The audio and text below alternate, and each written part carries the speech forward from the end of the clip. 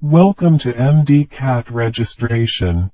From PMDC website you will click on MDCAT registration button, then you will land to the MDCAT registration portal. First you have to sign up by clicking the sign up button. Then you will write first name and father name.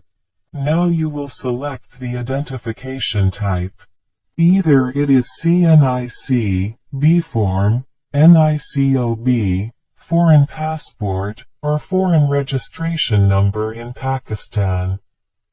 You will enter the identification number and its issuance date.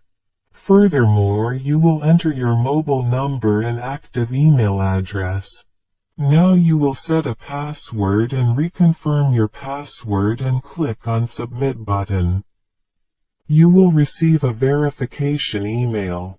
You will verify your account by opening the email.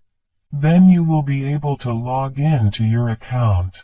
In the login page you will enter your registered email, identification number, and password and click on the login button. You will be navigate to registration form, where you will be able to add your details. Your name, CNIC and phone number will be auto-generated from sign up.